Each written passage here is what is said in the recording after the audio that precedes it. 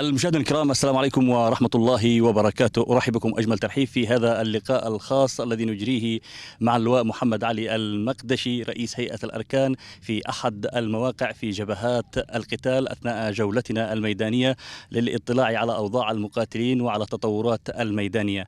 سيادة اللواء، في البداية لابد أن نبدأ من الصفر. بعد أن تحولت القوات المسلحة إلى ميليشيا تابعة للحوثيين والانقلابيين، كيف فكرتم ببدء إنشاء جيش وطني، وما هي المرتكزات التي بنيتم عليها هذا الجيش؟ بسم الله الرحمن الرحيم. نرحب بكم في جبهة القتال وشكرا لكم على زيارتكم والاطلاع على أحوال المقاتلين وزملائكم المقاتلين. وفي الحقيقة الأمر أنه طبعا تعرفوا بعد خروج فخامة الأخ الرئيس والانقلاب عليه وخروجه من صنعاء، تحول الجيش اليمني من جيش إلى ميليشيا لم يستطيع أن يحمي الشرعية ولم يحمي مؤسسة الدولة، لأنه منذ دخل الانقلابيين إلى صنعاء سيطروا على كل ممتلكات البلد ومن ضمنها القوات المسلحة. فكان سطور تكليف فخامة الأخ الرئيس القائد على القوات المسلحة بتعيين رئيس هيئة الأركان العامة. وكانت المقاومة حقت الأمر قد بدأت في معظم المحافظ، بدأت في رداع، وكانت في رداع وفي تعز وفي عدن وآخرها في مارب. فتم تكليفنا وتم عدنا خرجنا إلى العبر، بدأنا بتجميع ضباط وأفراد القوات المسلحة في منطقة العبر، وخلال شهرين تم تجميع 18,000 مقاتل. 18,000 مقاتل. تشكلت منهم عدة ألوية، اللواء 21 اللواء 314، أيضا 3 كتائب دخلت المعركة في حينها. هذا ال 18,000 مقاتل كنتم جميعا موجودين فقط في منطقة العبر؟ طبعا احنا كنا في العبر كعادة تأهيل وتدريب، بينما كانت بعض المناطق تقاوم، زي ما كان في عدن، ما زالت عدن تقاوم، تعز تقاوم، أيضا مارب، وكان خوفنا على أكثر شيء على مارب، وأيضا الجوف ما زالت كانت تقاوم. ولكن في حينها استطاع العدو أن يسقط محافظة الجوف، فكانت يعني زي ما تقول تأثرت علينا كثير، لأن أصبحت ظهرنا مفتوح. بالتوازي كان ينشأ هناك اللواء 141 في منفذ في قعافز بقيادة العميد هاشم الأحمر. وأيضا كان في مارب كان موجود الشهيد رحمة الله عليه اللواء الركن عبد رب الشدادي والشيخ سلطان العرادة. ولكن أيضا لم يكن جيش يقاتل فيها، كانت عبارة عن معظم الجيش انسحبوا، بعض من الجيش يعني بقوا القلة القليلة، وكانت عبارة عن مقاومة تقدموا أبناء مارب وهبت معهم كل محافظة الجمهورية، لأن كانت تعتبر مارب هي الحصن الأخير، لأن لو سقطت مارب كانت الجبهة مفتوحة إلى شحن وإلى الوديعة. نعم. العقيدة القتالية التي بنيتم عليها هذا الجيش، تعرف بالطبع الجيش السابق كان عقيدته ولاء شخصي لعائلة، ولاء شخصي لأشخاص معين. هذا الجيش العقيدة التي بنيتم عليها؟ طبعا تعرف احنا بنينا على عقيدتنا على أهداف ثورة سبتمبر، وزي ما قام بأهداف ثورة سبتمبر وأكتوبر بنوا جيش وطني، جيش كان له دور كبير، قام ثورة سبتمبر ودافع عن ثورة سبتمبر، حتى تدخلت فيها المناطقية والشخصنة في سواء في الجيش، سواء في جيش الجنوب سابقا دخلت في المناطقية، أيضا جيش الشمال نفس الكلام، حتى وصلت إلى شخصنة الشخص الواحد. وجاء الحوثيين وأرادوا أن يسرحوا الجيش بشكل عام ويبنوا جيش على قرار جيش إيران، بحيث يستولوا على معدات الجيش ويسرحوا الجيش بشكل عام، ويبقوا هم جيش من لديهم ميليشياتهم التي تعادت بناء جيش جديد يتناسب مع عقيدتهم بالذات. والآن لو تلاحظ أنا بنا القوات المسلحة غالبيتهم هم اللي يقاتلوا معنا، حتى اللي قاموا بالمقاومة بدأوا بالمقاومة كلهم ضباط جيش، سواء في عدن، في صنعاء، في عدن، في تعز، في مارب، في كل محافظة الجمهورية كلهم ضباط جيش. نعم. يعني هل الآن تم استكمال ترقيم المقاومة الذين قاتلوا في صفوف الجيش أثناء معارك التحرير؟ نعم، تم دمجهم معنا في القوات المسلحة وأصبحوا الآن جيش، وأخذوا دورات كثيرة جدا، والحمد لله من ضمن الجيش. نعم، لأنه كانت توجيهات الرئيس القائد عبد الرب المنصور هادي أنه تضم المقاومة للجيش، وأيضا أن يبنى الجيش على عقيدة الولاء لله وللوطن، ليس لفرد ولا لحزب ولا لجماعة ولا لمنطقة. لو تحدثنا أيضا سيادة اللواء عن عملية صرف الرواتب، أنا زرت الكثير من الجبهات خلال هذه اليومين، وتقريبا ما كنت أسمعه أن الراتب تأخر، فقد تم صرفه خلال الأيام الماضية.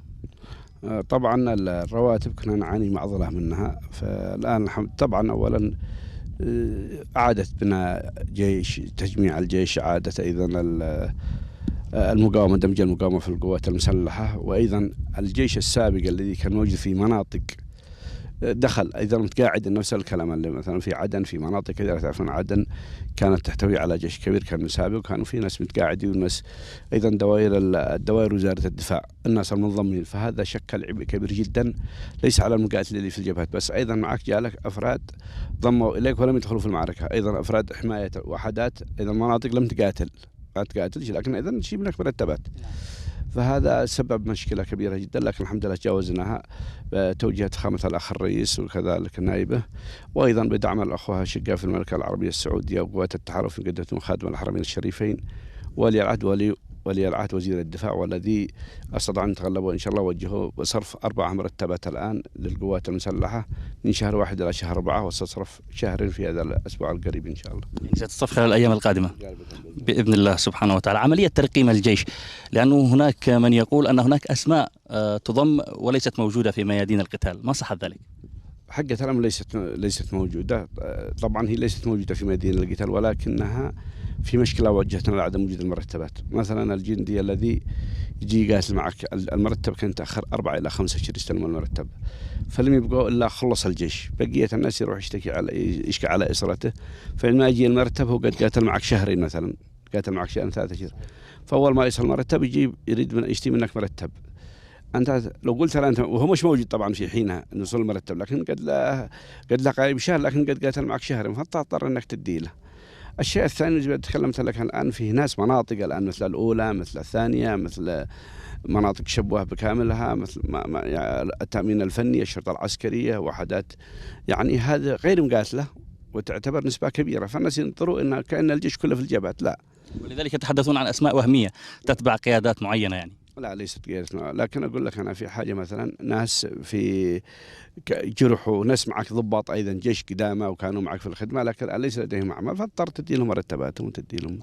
الجيش الوطني الآن أين ينتشر في مناطق انتشاره داخل الجمهورية اليمنية؟ والله في كل الجمهورية اليمنية عدا ما يسيطر عليه الحوثيين، حتى اللي داخل الموجودة تحت الحوثي لدينا جيش ونتواصل احنا بصورة مستمرة، وهم موجودين معنا. كل الجيش الوطني حقت الجيش أصبح الجيش كله وكل الشعب اليمني أصبح ضد الانقلاب، وعرفوا قيمة الحكومة وقيمة سبتمبر. لم يعرفوا قيمة سبتمبر، جيل سبتمبر، احنا من جيل سبتمبر وانتم من بعد سبتمبر وكذا، لكن لم نعرف قيمة سبتمبر الا بعد ما مرت البلاد بهذه الظروف، وقيمة الرجال العظام الذي قاموا بثورة سبتمبر واكتوبر. وأنت تتحدث أن هناك تواصل مع ضباط وقيادات موجودة داخل المناطق التي يسيطر عليها الانقلابيون، هل هناك انضمامات كما نسمع من قبل ضباط في الحرس الجمهوري في القوات الخاصة انضموا مؤخرا للجيش الوطني بعد أن مورست ضدهم أساليب قمعية من قبل هذه الميليشيا، وبعد أن نزع القناع عن هذه الميليشيا وكشف الوجه القبيح لها؟ الانضمام كثير جدا، انضمامات معنا كل الجيش الان هم منضمين، كل الجيش اللي موجود انضمامات، ما فيش معنا الذي كانوا في المقاومه رديناهم جيش او بعض المجندين القل، لكن معظم الجيش هو جيش سابق من الجيش الوطني، وكانوا جيش حقيقه الامر، ولكن تحت الهيمنه وتحت السطوة الذي حدثت من الانقلابيين، معظمهم انسحبوا إلى بيوتهم، لم يبقى معهم إلا القلة القليلة الذي مرتبطين بأشخاص محددين، أو أخذوا دورات حوثية أو أصحاب مصالح. نعم. ننتقل قليلا إلى الميدان. في بعض الأحيان تتحرك الجبهات ونشعر أننا أصبحنا قاب قوسين أو أدنى من العاصمة صنعاء، أو أننا سنصل يوم غد، ثم يحدث بطء في التحرك. هل نحن الآن جاهزون لاستعادة صنعاء؟ طبعا أنت شاهدت الجبهات وزرت صرواح وزرت النهم وزرت الجوف، حقيقة الأمر في مثل يقول ما أسهل الحرب على المتفرجين. أنت لاحظ الجبال التي قطعتها زملائكم وأبناء القوات المسلحة، جبال شاهقة جدا جدا جدا، والحمد لله تجاوزوا الصعاب كلها. تصور أنه أحيانا المناطق الجبلية تختلف عن مناطق الصحراء. عندما جاءت الحرب استطعنا استعاد الجوف مئات الكيلوهات، استطاعوا أن يستعيدوها خلال أسابيع محددة. أيضا مارب في الصحراء استعدنا، لكن وصلنا مناطق الجبال كانت صعوبة فيها. تعرف الجبل ما تأخذ إلا بتضحيات كبيرة، ولكن الحمد لله وكانت جبال نهمي أصعب جبال يعني، لكن الحمد لله وصلنا إلى مشارف، استولينا على معظمها، والحمد لله وصلنا إلى مشارف العاصمة، إن شاء الله تسمعوا أخبار سارة في القريب العاجل بإذن الله. بإذن الله. بالنسبة لنهم كما قلت وصلنا إلى مشارف العاصمة ونحن قريبين تقريبا من أرحب. أنا زرت الجبهات واستغربت كيف استطاع هؤلاء الجنود أن يصعدوا إلى تلك القمم الجبلية الصعبة والوعرة والتي لا توجد فيها لا طرق، حتى يعني والإنسان يمشي على قدميه من الصعوبة أن يصل إلى تلك القمم. بالنسبة لجبهة سرواح إلى أين وصلنا؟ والله سرواح أيضا استطعنا نتجاوزها بكثير جدا، إحنا خلف سرواح ب3 كيلو، وأيضا صعوبة السرواح وكن معك صادق أن في بيئتها ليست كل بيئتها موالية لنا، لأن المناطق الموالية هي تكون يعني تساعدك، لكن فيه من شرفاء وضحوا أكثر من رجال جهم، ولكن أيضا في معهم عناصر توجد. أيضا صعوبة طبيعة الأرض كلها جبلية وكلها عبارة عن موانع طبيعية، ولكن استطاعوا أن يتجاوزوها بقيادة الشيخ عبد الرب الشدادي رحمة الله عليه، استطاعوا أن يتجاوزوا 3 كيلو خلف سرواح. والآن وشيء تحصيل حاصل، لكن أقول لك الإعلام التهويل الإعلامي والتقليل من دور القوات المسلحة ودور، يعني تحس أنه هذا المناطق مستهدفة بهذا الإعلام. ولا أنت ما تشوف أنت مثلا جبل الدوة أو جبل مثلا الأخ العميد محمد الحجوري زملائه استطاعوا يمشوا 18 ساعة 18 ساعة في نهم، يوصلوا إلى نهم 18 ساعة رجل مشوا في معركة واحدة. وكذلك الأخ خالد الأقرع وكثير منهم كان يمشي من 16 من 12 إلى 18 ساعة حتى يوصلوا لأهدافها رجل. ما بالك أنا وأنت إذا مشيت أنا 2 ساعات بسيارة ونص ساعة رجل كيف نتعب وما نستطيع نواصل، بينما هم واصلوا حوالي 12 ساعة وطلعوا 18، طلعوا بالحبال تسلقوا حتى وصلوا إلى هذا المنطقة الذي وصلوا إليها. سيادة اللواء، لدينا أسرى حوثيين؟ أكيد ممكن تزورهم، أنتم ممكن تزورهم، أسرى بعدد كبيرة جدا موجودين في ممكن نزورهم أنا وأنتم، إحنا راجعين من الجبهة وكذا نزورهم أنا وأنتم بإذن الله سبحانه وتعالى. كنا تحدثنا عن الأسرى وقلت أن هناك أسرى موجودون، أن هناك أسرى موجودين لديكم في السجون وبإمكاننا أن نقوم بزيارتهم. دعنا ننتقل مرة أخرى ونعود إلى الجبهات. هل نحن أمام معركة قريبة بإذن الله سبحانه وتعالى؟ بإذن الله بإذن الله يا رجال الجيب فاصلة.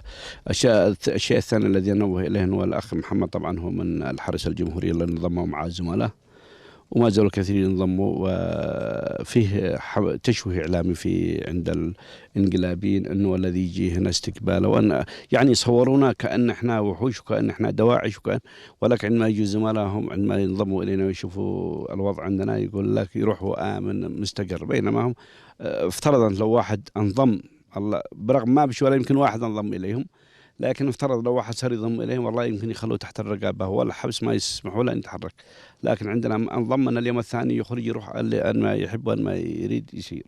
هم لم يعودوا يثقوا حتى بمن معهم، في من معهم طبعا. تعرف أنت أنه الآن الحمد لله زي ما تكلمت أنه عندما تم عودة بناء الجيش بتوجيهات فخامة الأخ الرئيس ودعم قوات التحالف، انك تلاحظ الان كل القاده لم يكونوا من منطقه زي ما كان اول مستحوذ منطقه واحده على جيش او مناطق، الجيش من مناطق عديده جدا، القاده تلقاهم من كل مكان، وانا اكرهها يعني تصور كنت همامه منها قائد لواء، الان منهم 2 قاده مناطق اضافه الى قاده الاولى يعني، فكل الجيش الان بيقوم على بناء وطني وعلى خبره وعمليه وعلى اساس أقدمية وقدرة الضباط والأفراد وحسب خبرتهم القتالية ومستواهم العلمي وأيضا خبرتهم الميدانية.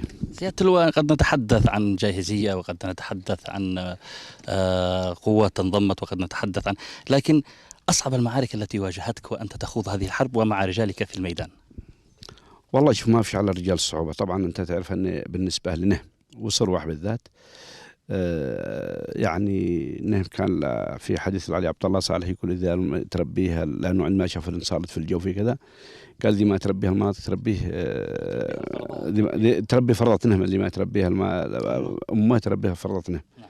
فتعرف أنه نهم كانت صعبة، لا تشوف جبل صنبة هذاك الشكل أو جبل تمشي 6 ساعة 8 ساعة 18 ساعة يعني رجل، تلقى لك ايش التصميم وش العقيده، فهذه كانت يعني خيال انك تنتصر فيها. وفيما يقول على احدهم من الاسرى الحوثيين يقول لك اذا وصلوا الينا في هذا المكان وصلوا ان يوصلوا الينا فهم على حق، واذا لم يوصلوا الينا إذا استطاعوا أن يوصلوا وسيطروا على جبل قرود فمعناته أنهم على حق وإحنا على باطل، وفعلا وصلوا الرجال وسيطروا على قرود بأقل الخسائر، واستطاعوا أن يسيطروا على الجبل كامل. الحمد لله. ماذا عن جبهة الجوف؟ الجوف طبعا تعرف الجوف أيضا، إحنا عم نتكلم عن جبل الجوف 8 جبهات وليست جبهة واحدة. والجوف أيضا في تقدم وفي انتصارات وحققت انتصارات، واستطاعت أن تأخذ الموقع الثاني بعد صعدة وهو موقع الغيل. مدينة الغيل هذه تعتبر هي موقع ثاني، واستطاع أن تتقدم، ما زال تقدم مستمر بإذن الله. وتعرف الحرب تشتيلها دائما عداد، لأنك عندما تدخل في خسائر بشرية وفي خسائر مادية فتوقف تزيد تعيد جاهزيتك من جديد وتواصل المعركة. والآن الحمد لله الجيش جاهز لتنفيذ المعركة القادمة بإذن الله. بإذن الله. جبهة صعدة. جبهة صعدة نفس الكلام، فيها تقدم وهي الأقرب إلى صعدة وإلى وكر الحوثيين، وفيها تقدم بإذن الله وإن شاء الله يتقدموا. لكن تعرف أنت أن العدو ليس بالسهل، عنده إمكانيات كبيرة جدا، شل إمكانيات الجيش اليمني بشكل عام، وعنده أيضا تدريب بشري، ويستغل يستغل الناس الذي يربيهم، وأيضا أصحاب العوز وأصحاب والمناطق الأموية، ويدفع بهم إلى الجبهات. والله ونحن نتألم عندما نشوف هذه الخسائر وكلها، خاصة الأطفال. المناطق اللي تحررت في صعدة؟ والله تحررت البقع، تحررت المندبة، تحررت علب، وإن شاء الله بقية الساعات إن شاء الله تتحرر. جبهة ميدي شهدت خسائر كثيرة بالأرواح، لكن في الفترة الأخيرة هناك أنباء عن تقدم كبير للجيش الوطني وعن تحقيق انتصارات، وربما تلتقي مع عملية السهم الذهبي أول. بإذن الله. جبهة ميديا أنا زرتها أنا، وتقدموا وخاضوا معارك شرسة جدا جدا جدا، لأن العدو سلاح بدرجة الأولى هو الألغام يعني مخالف حتى لحقوق الإنسان، مخالف الأعراف الدولية في الألغام. يزرع لك الألغام كلها ألغام ضد الدبابات، يصنعها الأفراد. حتى قد لا الألغام عادي نوع ألغام ضد الأفراد، ألغام ضد الأفراد والألغام ضد الدروع والسيارة، ولكن يستخدم ألغام المدرعة ضد الأفراد، يرصها بالكامل.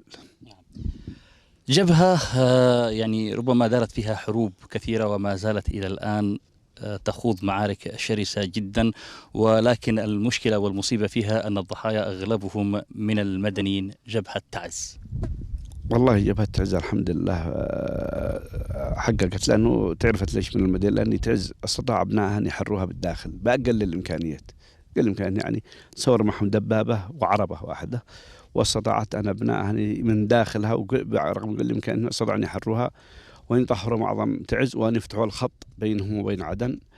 ولكن تعرف العدو يضرب لك المدنيين واصل مباشرة، زي ما حدث أحيانا في مأرب، يضرب الصواريخ ولا يهمه، يقول لك ليش عنده مبدأ نهائيا، ولا عنده إخلاق، لا أخلاق إسلامية ولا أخلاق حروب حتى.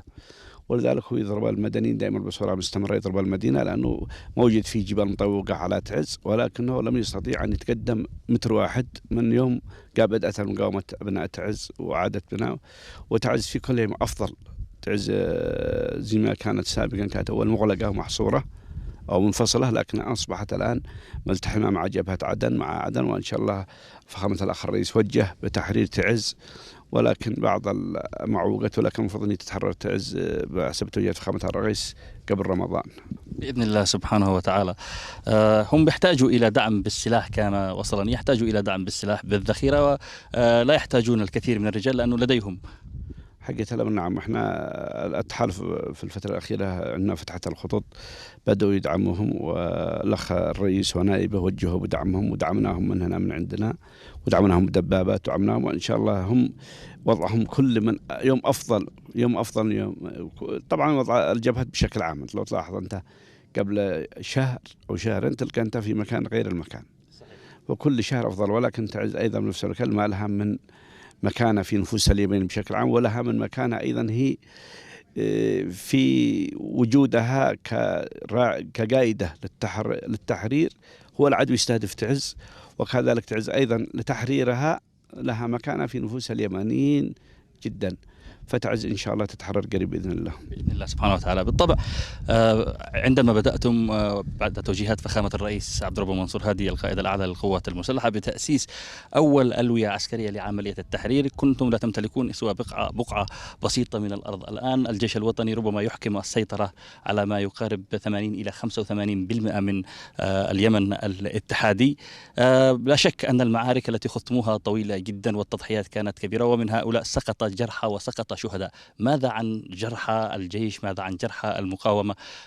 مدى الاهتمام بهم؟ أنا زرت مجمع الجرحى وزرت المستشفى ورأيت للأمانة البعض هناك اهتمام، لكن البعض يشكو، خاصة أولئك الذين يحتاجون إلى السفر إلى الخارج من مندوبين ومن تقارير طبية. والله تعرف أنه البداية كانت صعبة جدا، لأنه كان العدو سلب كل شيء في اليمن، ولكن استطعنا بدعم قوات التحالف أن نتغلب على هذا، في قدرة المملكة العربية السعودية أن نتغلب على هذا الشيء الكثير. وعاد تأهيل مستشفى الهيئة مارب بالنسبة لمارب، وأيضا في تعزة المستشفى العسكري شغال، وفي كثير من سافروا الخارج، وإن شاء الله هم بيسافروا يدفعوا. في شكلنا لجنة طبية هنا وهي ترعاهم، والحمد لله وضعهم، انت لو جيت انت قبل سنه تشوف وضعهم صعب جدا، لكن الان الحمد لله في امور تحسنت، في السفر مستمر، في المستشفى الهيئه تهيأت حتى بمصانع الاطراف ان شاء الله يجهزوها، ووضعهم كل يوم صح. طبعا الجريح احنا نعاني، لكن ايضا تعاني الصعوبه، انت هذه معركه، وفي ما احنا في مكان محدود، المستشفيات كلها محدودة لدينا، ولكن الأخوة الأشقاء ما قصروا في المملكة العربية السعودية وفي الإمارات العربية، بيأخذوا جرحى كثير، وإحنا بقدر إمكاننا في توجيه بصرف مبالغ إن شاء الله قريبة جدا للجرحى للشهداء والجرحى بدعم المملكة العربية السعودية 150 مليون سعودي، وإن شاء الله تصرف لهم قريب جدا، هذا تساعدهم في حالتهم. تصرف للجرحى ولأسر الشهداء. هل للشهداء أيضا هناك انتظام لعملية صرف رواتب الشهداء؟ أكيد، إحنا دائما نبدأ بالشهداء بصورة مستمرة. أحيانا قد تحدث أخطاء نظر لعجلة المعركة ولسوء، لأن الإدارة كانت عندنا صفر، إحنا بدأنا بإدارة صفر، لكن الحمد لله شعبة للشهداء هنا، شعبة في تعز، شعبة في عدن، والآن الأمور ممتازة ماشية على أحسن وجه. وإذا أي واحد الشهداء نراعيه كلنا، أي واحد، أنا كرئيس أركان أو قيادة مناطق أو أي، حتى لو في واحد ما يشوف شهيد كل الناس يوقفوا مع أسرة الشهيد. لا شك أن هناك قبل أن يكتمل الجيش الوطني وتبنى مؤسسة الجيش كان هناك شهداء من قيادات المقاومة، يعني من أمثال مثلا الشهيد نايف الجماعي وغيره من الذين لقوا الله وهم لم ينضموا بعد إلى الجيش الوطني ولم يكن قد تم ترقيمهم. هل هؤلاء موضوعون في الحسبان؟ أكيد، أي واحد، أي الشهداء بشكل عام يعتبر من الجيش الوطني، وتوجيهات القيادات السياسية والعسكرية واضحة أنه هؤلاء كلهم يعتبروا شهداء، وأيضا وبحسب مكانتهم ومؤهلاتهم. يستشهد هو قايد ميداني يعطى رتبة عسكرية ويكون بموجب رتبته كقايد إن شاء الله سبحانه وتعالى. طبعا سؤالان أخيران. السؤال الأول، عندما نشاهد الطبيعة والتضاريس الجبلية الصعبة التي حولنا هذه والمرتفعات الجبلية، نسأل كيف استطاع هؤلاء، وما الدافع الذي جعلهم يضحون بأنفسهم، وما هي هذه الأشياء التي بنت عندهم هذه العزيمة كي يستطيعوا أن يتسلقوا ويخترقوا الموت بحد ذاته. وأنت تزور الجبهات، ما الذي لاحظته من أفرادك؟ هذا الإصرار لماذا؟ والله تعرف أنت إصرار لأنه حبهم لوطنهم وحبهم للحرية. كل أبناء الشعب اليمني يطمح إلى الحرية، لأنه مرت علينا والأمن والاستقرار في ظل الدولة الاتحادية، وزي ما تعرف أنت الآن لنا تقريبا الجيل هذا والجيل اللي قبله لم ينعم بالأمن والاستقرار ولا بالحياة، فالناس كلهم يطمحوا. ولذلك أنت تلاحظ أول من بدأ بالقتال هي محافظة هذا الذي كانت تطمح الحرية دائما، والذي تضحي بأكثر، تضخ أكثر بشر. هي محافظات كنا نعتبرها محافظة ثانوية، وهي اللي ضخت بشر، هذه تعزي، إبزي، عدن، بناء عدن الذي قاتلوا، زي طبعا كلها محافظة زي بنا وصابة نوع زي البيضاء. طبعا في كل الشعب اليمني ضحى بكثفة، لكن هذا المحافظة كانت أكثر جنود من هذا المحافظة اللي ذكرتها أنا. السؤال الأخير وهو الإعلام. معروف أن الإعلام هو نصف المعركة أو كما يقال هكذا. الإعلام الحربي، لا يعني في الفترة الأخيرة كان هناك إعلام موجود في الجبهات، لكن هذا الإعلام يحتاج إلى المزيد من الاهتمام، لأنه البعض يضع اللوم على الإعلام الرسمي، والإعلام الرسمي ليس هو المتواجد في الميدان وإنما الإعلام الحربي. هل أنتم في إطار وضع خطة لإيجاد مراسلين حربيين من داخل الجبهات الأمامية، حتى لو كانوا فقط يرسلون الصور وبقية الصياغة والكتابة ستكون على الإعلاميين الرسميين والصحفيين؟ إن شاء الله، لأنه كان معنا مركز المقاومة وبعد ما اندمجت المقاومة في الجيش يعني ما عاد بجيش، فإحنا الآن بعد الترتيب ولدينا المركز الإعلامي إن شاء الله يعد تفعيله، وكذلك إن معك مواقع ستمبر، معك المواقع العسكرية الآن جاهزة، ومعك مواقع سباء. والشيء الثاني والأهم أنه أنت تلقى طول الجبهات وتعددها أحيانا تلقى لك في كل صروة، عندما نقول صروة احنا فيها 6-7 جبهات، عندما تقول بيحن 6-7 جهات، عندما تقول الجوف 8-12 جبهة، عندما تقول نهم أحيانا يقول لك بعض الأخوة معنا يقول لك نهم 85 كيلو مواجهة، 85 كيلو مواجهة، ليست نهم إني منطقة محددة، أنت معك 85 الموقع الواحد يشتيله، ولكن من فضل الله سبحانه زي ما تكلمت الرجال استطاعوا أن يتجاوزوا هذا كل الجبهات، هذا جبهة واحدة، لأنه أنت ولذلك الإعلام هو موجود في كل الجبهات، موجود في كل مكان، بس في جبهة واحدة تلقى ما يكون في نهم إعلامي واحد أو 3 إعلاميين، لكن احنا بسطنا الآن إن شاء الله توفير الإمكانيات لهم بحيث أن ينتشروا في كل الأماكن، بحيث أن أي عملية توثق. ولا معظم العمليات التي خضناها وخاضها الجيش لم تتوثق معظمها لنقص الإمكانيات ولو عدم وجود الأفراد المدربين، إلا تلقى لك ناس هو. وأنت ما تلاحظ أنت الأفلام الذي ينفذها إنه يطلع لك الصور للجيش وهو ينفذ، شوف أنت على صورة قبل فترة ظهرت عندما حرروا جبل الدوة والعياني، يعني كانت على مقام فرد واحد يقول انتظروا وتقدمه بنفسه طهروا زملائه يراقبوا، يمكن شفتوا أنت في الصور. ولذلك إن شاء الله احنا في هذا الإطار. وطبعا الناس يعتبروا حتى، وهذا قد تكون من العيوب والإجابة، كثير من الشباب يقول لك أنا لا أريد أتصور، أنا هي لوجه الله تعالى، أنا عملي هو في سبيل الله وليس في سبيل أنه أتصور أو أضاف الصور. ولكن احنا أكدنا على هذا لأن ترفع معنوية الآخر سواء في الشعب اليمني أو مستوى زملائهم في الجبهات الأخرى. تحدث عن عشرات الجبهات وقلت كم لدينا جيش حتى ينتشر في هذه الجبهات بشكل كبير جدا يعني. طبعا الجبهات كبيرة جدا، أنت لو تجي أنت تحسب من البق لا صبرين لا الخنجر لا كل جبهة الجوف مواجهتها يمكن 100 كيلو، في 100 كيلو مواجهة في حوالي 200 عرض، أو في طول أيضا 300 في اتجاه لما يوصل البق. هذه جبهة. لما تجي جبهة الصرواح من الصفراء إلى حريب نهم حوالي 120 كيلو مشيت، وتجي من حريب نهم إلى نهم إلى صرواح أيضا حوالي 80 كيلو، وتجي لك حريب أيضا بيحن وحريب يمكن 50 كيلو. فالجبهة هي كبيرة، ليس كما يتصور الآخر. والشيء الثاني العدو عندها أسلحة وإمكانات أن كان دم لها الدبابة، لأنه كان الجيش اليمني أسلحته ومعداته كبيرة جدا، كان معه 1700 دبابة وكم معها أسلحة تدمر عربة تجي بدلها عربة في نفس اللحظة. والأخوة في التحالف شاهدوا ذلك ويشاهدوا ذلك، أنه كل ما تدمر سلاح يجي بدله في لحظات. إمكانات عندهم رهيبة، ولكن بفضل الله سبحانه وتعالى أيضا بدعم قوات التحالف مقدمة المملكة العربية السعودية وأيضا طيران التحالف دمر كثير من أسلحتهم ومعداتهم. شكرا جزيلا. طبعا الحديث معك لا يمل، والحديث عن الجبهات أيضا لا يمل، لأنه نحن والمشاهد لدينا شوق لمعرفة المزيد عن تفاصيل الجبهات وعن المعارك القادمة. الكل تواق للتحرير، الكل تواق للعودة إلى صنعاء، ولا شك أن الأفراد في هذه الجبهات أيضا هم أكثر منا شوقا وتشوقا، ولذلك هم ينتظرون فقط كما قيل لي بالأمس من أغلب الأفراد الذين هم في الخطوط الأمامية، نحن ننتظر فقط التوجيه وسنزحف إلى صنعاء وربما نستعيدها خلال أيام. مشاهدينا الأكارم، كان هذا اللقاء مع اللواء الركن محمد علي المقدشي رئيس هيئة الأركان في أحد المواقع في إحدى الجبهات الميدانية. تحدثنا حول الكثير من المواضيع، لكن ركزت قليلا على موضوع الرواتب وهو الذي يهم كثيرا الأفراد. اللواء وعد أنه خلال 2 أو 3 ستصرف شهرين ثم شهرين بعدها، يعني من شهر 1 إلى شهر 4.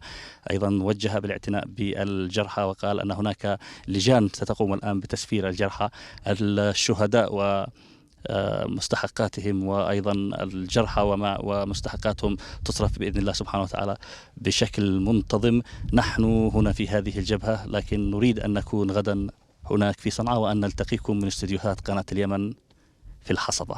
السلام عليكم ورحمة الله وبركاته.